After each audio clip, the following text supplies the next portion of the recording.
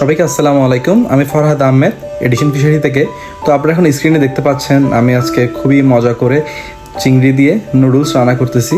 আর এটা হচ্ছে সবজি চিংড়ি। এই চিংড়িগুলির দামও খুবই সস্তা এবং নুডলসটার সাথে এর টেস্ট খুবই ভালো আসে।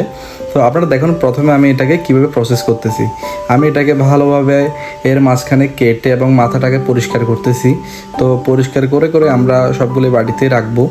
দেখুন আমি কীভাবে মাছটা প্রসেসিং করলাম।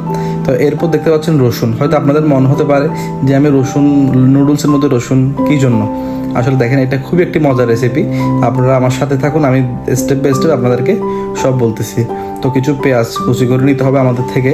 তো পেঁয়াজ কুচি করার পর এই যে দেখতে পাচ্ছেন কাঁচামরিচগুলোকে মাঝখানে স্লাইস করতে হবে। এরপর ধনিয়া পাতাগুলোকে কুচি করে নিলাম। তো ধনিয়া পাতা কুচির পর এই যে পেঁয়াজগুলোকে এখন আমরা স্লাইস করব। তো স্লাইসের পর যখন সব কাজ আমার শেষ কাটা বাছার, এখন আমরা প্যানটা গরম করে নিব। তো প্যান গরম হওয়ার পরপরই এখানে পানি ঢেলে দিলাম পরিমাণ মতো নুডলস সিদ্ধ করার জন্য। তো পানির পরিমাণটা ঠিক রাখবেন। আর প্লাস একটা জিনিস সবসময় খেয়াল করবেন যাতে নুডলসটা ওভার কুক না হয়ে যায়। ওভার কুক হলে কোনোদিনও আপনার নুডলস মানুষ খেয়ে প্রশংসা করবে না। এটা হচ্ছে একটা বড় ব্যাপার। তো নুডলস সিদ্ধ হওয়ার পরপরই আমরা এখানে রসুনগুলো দিয়ে দিব। রসুন দেওয়ার পর এগুলো হালকা কালার আসা পর্যন্ত ওয়েট করব। তো কালার এসে গেলে ওখানে আমরা চিংড়ি মাছগুলো দিয়ে হালকা ব্রাউন করে ফেলবো। ব্রাউন কালার যাতে হয়ে যায় সেদিকে লক্ষ্য রাখবেন। কিন্তু কোনোভাবেই চিংড়িগুলো ওভারকুক করা যাবে না। ততক্ষণ পর্যন্ত ভাজতে হবে যতক্ষণ পর্যন্ত এগুলো হালকা, যতক্ষণ ব্রাউন কালার হয়ে না আসে। তো হালকা ব্রাউন কালার হয়ে আসার কাছাকাছি আসলেই আপনারা এখানে কিছুটা গোলমরিচ অ্যাড করে দিবেন, কেননা এটা খুবই একটি ভালো ফ্লেভার অ্যাড করবে চিংড়ির সাথে। তো এই যে দেখছেন লাড়াচাড়া করার পর চিংড়িগুলো আমি নামিয়ে ফেলতেছি। তো আপনারা দেখতে পাচ্ছেন যে চিংড়ি মাছগুলো ব্রাউন কালার হয়ে গেল। তো এর পরে আমরা ওই সেম তেলের মধ্যেই পেঁয়াজ অ্যাড করে দেবো।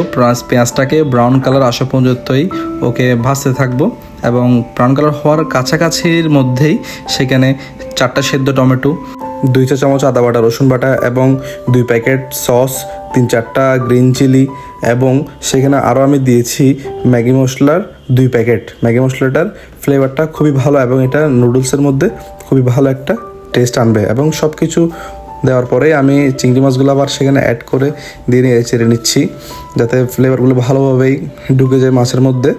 আর এবং আপনারা দেখতে পাচ্ছেন কালারটা কি সুন্দর এসেছে। তো একদম মশলাগুলো রেডি হওয়ার পরপরই আমি চুলাটা অফ করে সেখানে নুডলসগুলো দিয়ে একদম ভালোভাবে নেড়ে চেড়ে নিচ্ছি যাতে কোনো অংশই খালি না থাকে। নুডলসের সব জায়গায় মশলাগুলো ভালোভাবে লেগে থাকে।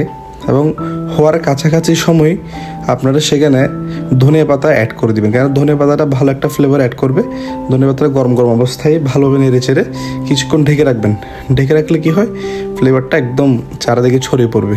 তো আশা করি আপনাদের আমার এই রেসিপিটা ভালো লেগেছে। আপনারা আমার পেজকে লাইক করবেন এবং বন্ধুবান্ধবের কাছে আমার এই রেসিপিটা শেয়ার করবেন। আসসালামু আলাইকুম, সবাই ভালো থাকবেন।